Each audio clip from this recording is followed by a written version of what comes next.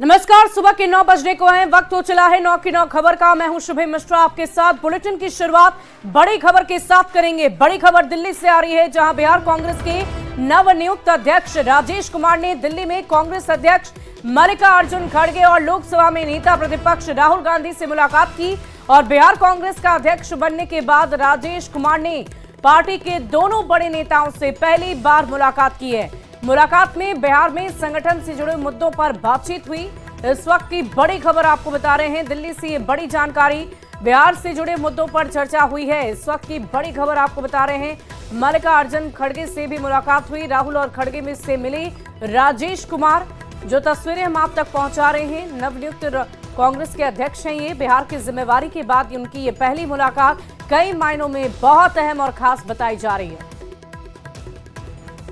वहीं land for job मामले में लालू प्रसाद, राबड़ी देवी और तेज प्रताप यादव से पूछताछ हुई है। ईडी की पूछताछ के बाद बिहार में सियासी माहौल काफी गर्म है। आरजेडी कार्यकर्ता और समर्थकों की ओर से पटना में राबड़ी आवास और कई इलाकों में पोस्टर्स लगाए गए हैं। पोस्टर के माध्यम से ये बताने की कोशिश की गई है कि लालू परिवार किसी के सामने नहीं झुकेगा।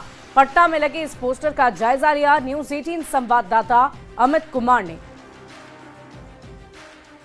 हमारे पीछे ये राबड़ी देवी का आवास है, पूर्व मुख्यमंत्री राबड़ी देवी, और इसी आवास में लालू प्रसाद यादव, जो पूर्व रेल मंत्री, पूर्व मुख्यमंत्री हैं, वो भी रहते हैं।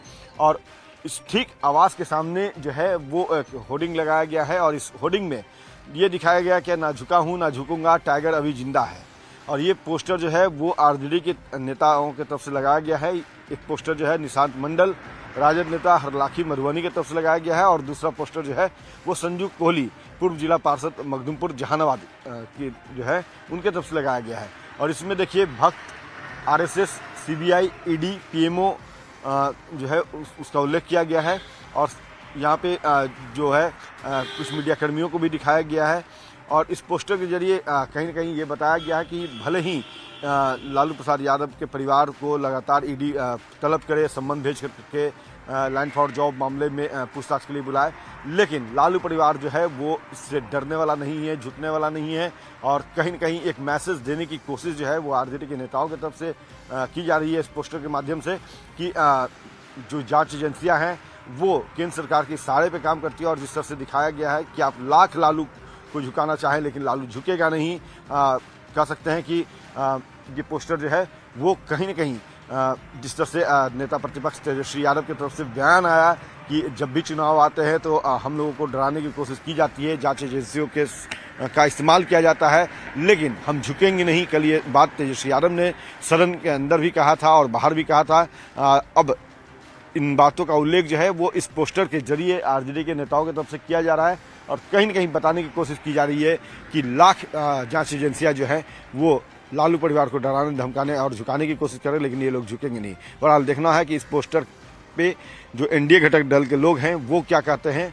कैमरा पर्सन सुबोध के साथ अमित कुमार, न्यूज 18 पटना। और पटना में आरजेडी की तरफ से लगाए गए इस पोस्टर पर जमकर सियासत हो रही है। चुनाव है और चुनाव के पहले ईडी का हथकंडा भाजपा अपना रही है। तो कुल मिलाकर के 2025 में बिहार की जनता जिस हिसाब से भाजपा का चरित्र है और उसकी सरकार का चरित्र है, उसका जवाब जो है चुनाव में देने का काम करेगी। हमारे नेता लालू यादव हो, तेजस्वी यादव हो, मजबूती के साथ भारतीय जनता पार्टी का भी मुकाबला करेंगे और उनकी जितनी भी एजेंसीज हैं उनका भी मुकाबला करेंगे। जवाब न दे सके पूछताछ के अगले दिन राजद नेता की ओर से यह अजूबा बैनर आम जनों को चौंका रहा है। टाइगर अभी जिंदा है, मतलब अभी और खजाना जुड़ा जाना बाकी है, राजद की दुर्गति भी और होनी बाकी है। इस तरह के बैनर पोस्टर लगाने से आम जनों का मिजाज नहीं बदलने वाला है।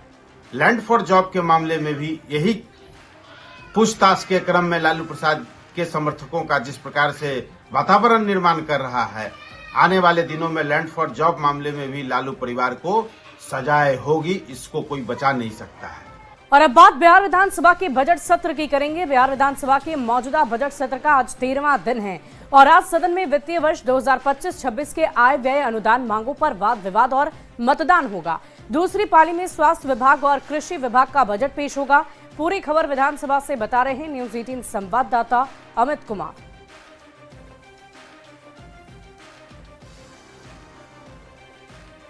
बिहार विधानसभा में बजट सत्र जो है वो चल रहा है और ये बजट सत्र में 22 बैठकें होगी। आज 13वां दिन है इस बजट सत्र का और इस बजट सत्र में आज कहें तो बेहद खास है क्योंकि आज 2 विभागों की जो बजट है वो सदन के पटल से पेश किया जाएगा। एक स्वास्थ्य विभाग और दूसरा जो है वो कृषि विभाग का बजट जो है वो सदन के पटल से पेश किया जाएगा। और इसके अलावा 2025-26 के आय व्यय के मुद्दे पे जो है वाद विवाद होगा और मतदान होगा। तो कह सकते हैं कि इस पूरे बजट सत्र में अब तक देखा गया है तो विभिन्न मुद्दों को लेकर के विपक्ष जहां हमलावर रही है, वहीं सरकार जो है वो इस बजट सत्र में अपने तमाम विभागों के जो योजनाएं हैं उससे जुड़े जो बजट है वो सदन के पटल पर लगातार रख रही है। साथ ही साथ मुख्यमंत्री हैं उन्होंने भी विरोधियों से जो विपक्षी खेमे के जो लोग हैं उनसे सरकार को जो सहयोग करने के लिए कहा है और जनता से जुड़े जो मुद्दे हैं उनके क्षेत्र से विधायकों के क्षेत्र से जुड़े मुद्दे हैं उसे सही तरीके से रखने की अपील भी की है। लेकिन लगातार देखा जा रहा है कि सदन के अंदर जो है वो चाहे नेता प्रतिपक्ष हो या विपक्ष के विधायक दूसरे विधायक हो, सभी जो है वो विभिन्न मुद्दों को लेकर के चाहे वो भ्रष्टाचार से जुड़ा मुद्दा हो या महिला सशक्तिकरण सम्मान से जुड़ा मुद्दा हो या उसके अलावा किसान से जुड़ा मुद्दा हो या रोजगार से जुड़ा मुद्दा हो, बेरोजगारी से जुड़ा मुद्दा हो, पलायन से जुड़ा मुद्दा हो, इन मुद्दों को लेकर के लगातार हमलावर है। कैमरा पर्सन सुबोध के साथ अमित कुमार, न्यूज 18 पटना। और इसी बीच राजधानी पटना से एक बड़ी खबर का रुख कर लेंगे। केंद्रीय गृह मंत्री का बिहार दौरा, 29 मार्च को बिहार आएंगे अमित शाह। 30 मार्च को एनडीए की बैठक होगी, गठबंधन के शीर्ष नेताओं से उनकी बातचीत होगी। 29 मार्च की शाम बिहार आएंगे अमित शाह। तो पटना से बड़ी खबर आपको बता रहे हैं, केंद्रीय गृह मंत्री का बिहार दौरा होना है और अमित शाह बिहार आएंगे, राजधानी पटना आएंगे। 29 मार्च की वो तारीख है जब अमित शाह बिहार आएंगे और इसके मद्देनजर पार्टी की तरफ से पूरी तैयारियां की जाएगी। एनडीए के तमाम घटक दलों के बड़े नेताओं का जमावड़ा होगा और आगे की रणनीति पर मंथन किया जाएगा। आपको बता दें कि आगामी कुछ ही महीनों में विधानसभा के चुनाव बिहार में होने हैं और इसी के मद्देनजर लगातार अमित शाह या फिर तमाम दिग्गज नेताओं का आगमन बिहार में हो रहा है। और बड़ी खबर नालंदा से आ रही है, जहां सरमेरा के चेरों में छापेमारी करने गई पुलिस की टीम पर हमला हो गया है। हमले में ट्रेनी दारोगा घायल हो गए। पुलिस ने 3 आरोपियों को गिरफ्तार कर लिया है। पुलिस पर हमला मामले में 13 नामजद और 20 अज्ञात पर प्राथमिकी दर्ज की गई है। पुलिस फरार लोगों की गिरफ्तारी के लिए छापेमारी लगातार कर रही है।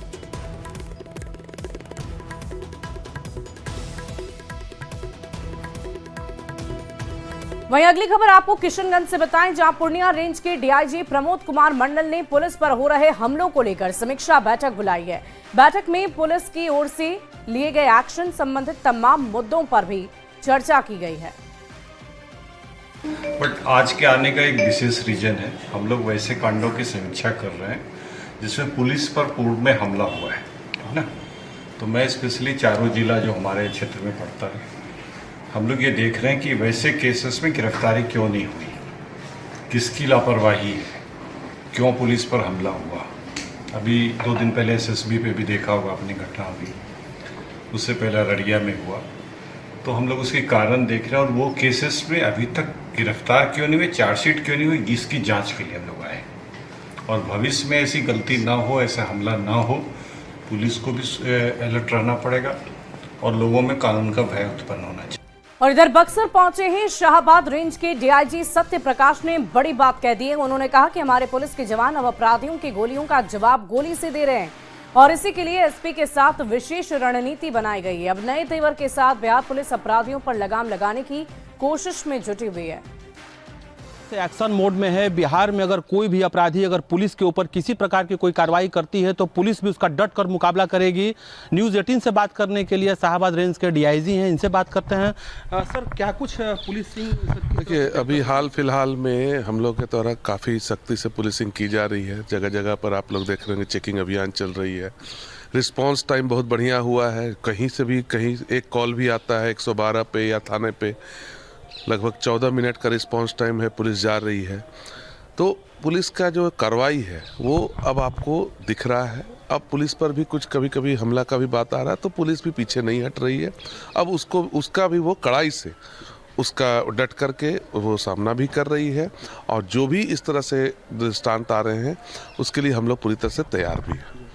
तो ये थे शाहबाद रेंज के डीआईजी सत्य प्रकाश, और साफ तौर पर कहा कि अब एक्शन मोड में है पुलिस, और पुलिस पूरी तरह से इस बार मुस्तैद है। जो भी पर्व त्यौहार आ रहे हैं उसमें पुलिस पूरी तरह से कार्रवाई करेगी और डीजे पर पूरी तरह से प्रतिबंध रहेगा। जो भी बड़े अपराधी हैं उन सभी की लिस्ट बनाई गई है, उनकी गिरफ्तारी की जाएगी। अब पुष्पराज, न्यूज़ 18 बक्सर। और भागलपुर के कहलगांव से एक हैरान कर देने वाली घटना सामने आई है, जहां कुछ लोगों ने सांड को गोली मारकर घायल कर दिया। गोली लगने के बाद सांड घंटों तड़पता रहा। हालांकि सूचना मिलते ही स्थानीय पुलिस की टीम घटनास्थल पर पहुंची और सांड का इलाज कराया गया।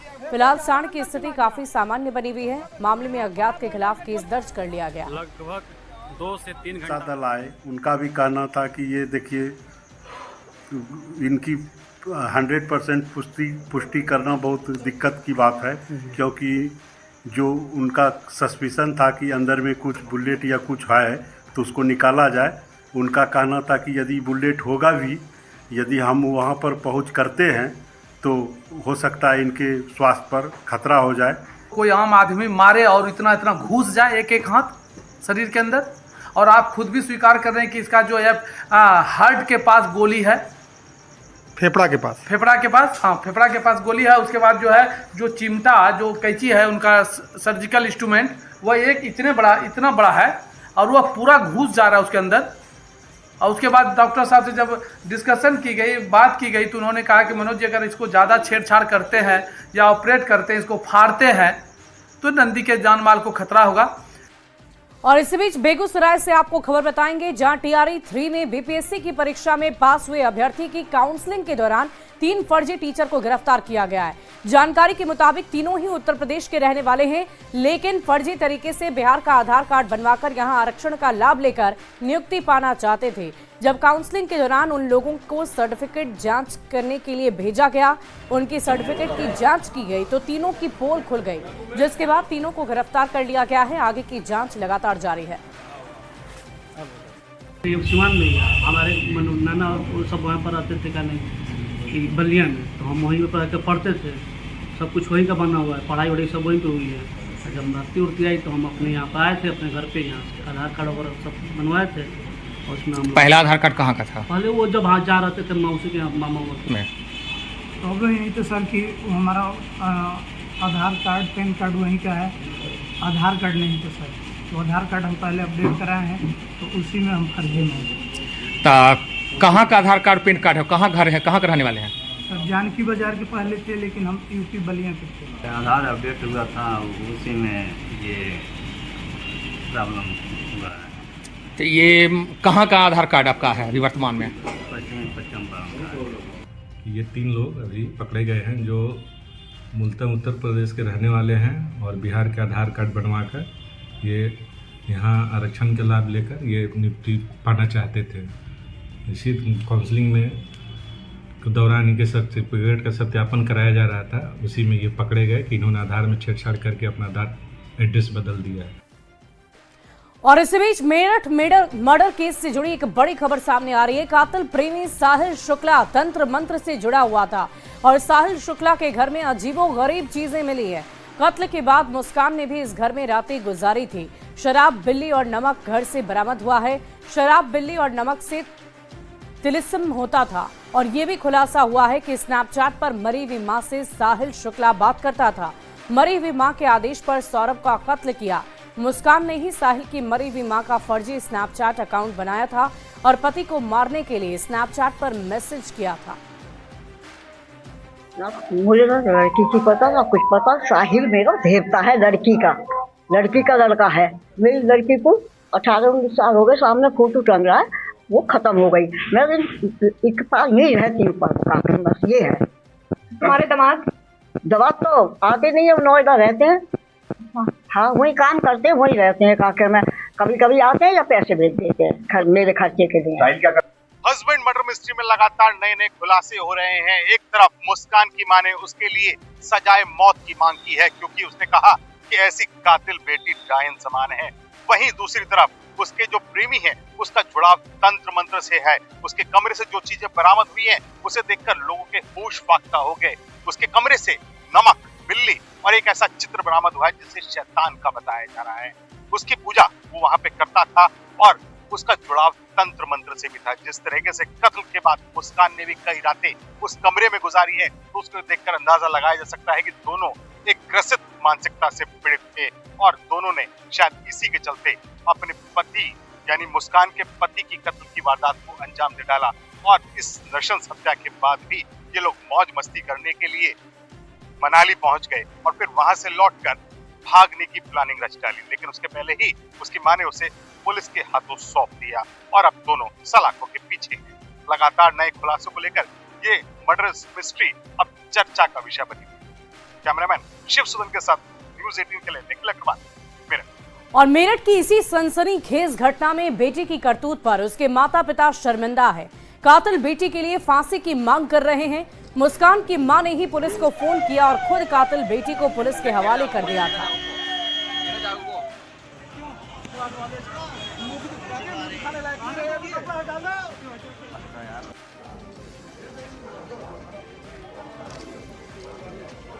उस लड़के के लिए जस्टिस मिलना चाहिए।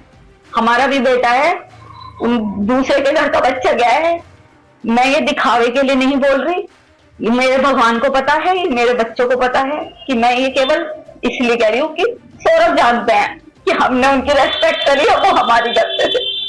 क्या न्याय मिलना चाहिए? क्या फांसी मिलनी चाहिए फांसी। या नशा नहीं, कल बताया उसने मेरे को। कौन से नशे बताया? एक इंजेक्शन वाला बता रही है और पाउडर बता रही है कोई सा, और सिगरेट में भर के लेती।